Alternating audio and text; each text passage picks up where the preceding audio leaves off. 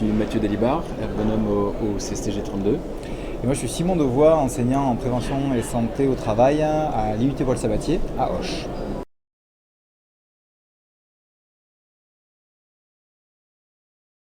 On a un stand pour parler de notre formation, le nouveau bachelor universitaire de technologie, hygiène, sécurité, environnement, qui avant était un DUT, donc qui se faisait en 2 ans, et maintenant il se fait en 3 ans. On est 18 départements HSE en France, et donc nous on représente celui d'Auch. Et après surtout c'était essayer de tisser des liens avec l'ensemble des partenaires locaux, les gens qui viennent d'autres exposants, mais aussi tous les visiteurs qui viennent voir, qui ont des besoins d'HSE, qui ont des besoins en compétences HSE, et donc qui cherchent des stagiaires, des alternants ou simplement des étudiants qui viennent dans le cadre de projets réaliser un certain nombre de tâches professionnelles vraiment axées HSE.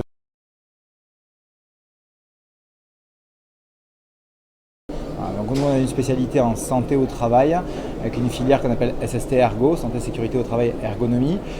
À l'échelle de techniciens, on ne forme pas des ergonomes. Par contre, on forme des techniciens qui pourraient peut-être aller vers des masters d'ergonomie. Cette formation elle a plus de 50 ans. Elle a été, le premier département qui a été créé à HSE en université, c'est celle de Bordeaux qui l'a porté en 1970, c'est un sacré paquet de temps. Et c'est vrai qu'à partir de 2001, avec l'explosion de la ZF à Toulouse, ça a un peu été une nécessité que d'ouvrir d'autres départements, de former plus de monde. Il y en avait déjà 4 départements. Maintenant, on est 18 en France, alors pas que métropolitaine, il y a aussi en Martinique et à La Réunion. Effectivement, elle a du sens sur le terrain. Aujourd'hui, les professionnels sont très heureux et très contents de pouvoir recruter nos étudiants, ils sont en demande. On a dit SST Ergo, santé, sécurité, ergonomie, mais il y a d'autres filières, il y a aussi STAR, sciences et techniques appliquées au risque. Plutôt que des filières, c'est des colorations du diplôme HSE, où là on a plus toutes les compétences liées à la sécurité, la sûreté, la défense. Et après on a une autre filière, notre coloration, qu'on appelle Green, gestion des risques environnementaux par le numérique.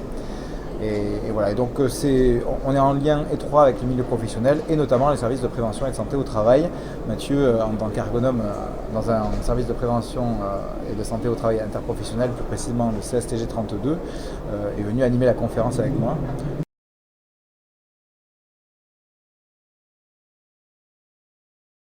Moi déjà, c'est pas ce que j'ai envie de dire, c'est que je suis vacataire au but HSE. Aujourd'hui, je travaille dans un service de prévention et de santé au travail, donc anciennement médecine du travail. Et j'ai eu la chance d'être invité par Simon Devois pour participer à cette conférence et notamment traiter du retour d'expérience qu'on a pu avoir par rapport à des étudiants qui ont intégré du coup notre structure en alternance. Et voilà, donc l'objectif c'était vraiment un moment d'échange et notamment sur qu'est-ce que ça nous apportait, parce qu'on est en contexte quand même de réforme pour nous, services de prévention et de santé, notamment sur une demande croissante d'interventions qui doivent être effectuées directement en entreprise, avec cette nécessité d'avoir du personnel qui est, comme je disais, qui est opérationnel très rapidement et qui peut répondre du coup à nos besoins. Et c'est vrai que c'est un gros atout en fait, cette formation de but HSE, déjà parce qu'elle est en alternance et donc ça permet de nous apporter de la plus-value et aussi une veille qu'on n'a pas forcément, parce que nous on est pris dans notre quotidien et qu'on ne peut pas répondre à tout. Mais aussi c'est un travail de co-construction, c'est-à-dire que on a une relation particulière quand même avec le département HSE d'Auch, et ça nous permet de nous auto-alimenter nos 2 structures, c'est-à-dire que nous on va leur apporter des choses, mais eux aussi vont nous apporter des choses, et je pense que c'est quand même une belle réussite de collaboration qu'on peut avoir entre nos départements. Ouais, c'est vrai qu'on tient beaucoup à cette synergie entre le monde professionnel et le monde de la formation, à la fois pour nourrir la formation qui a du sens sur le terrain, que les professionnels du terrain se disent en fait ces jeunes là qui viennent en stage, en alternance, ils sont assez opérationnels et on peut leur donner tout de suite des missions, et je pense que c'est ça que Mathieu soulignait, c'est que quand ils arrivent et qu'ils prennent leur poste, l'encadrement il y en a évidemment, mais très vite ils sont aussi assez autonomes sur certaines tâches, et ça devient un vrai soutien, un vrai support à la fois sur les tâches du quotidien, mais aussi sur les tâches un petit peu plus annexes, parce que la formation est large et avec des notions actualisées, parce qu'on a la chance de pouvoir actualiser notre programme de formation chaque année, pour être sûr qu'il soit en accord avec la législation, l'évolution des normes et des pratiques aussi sur le terrain.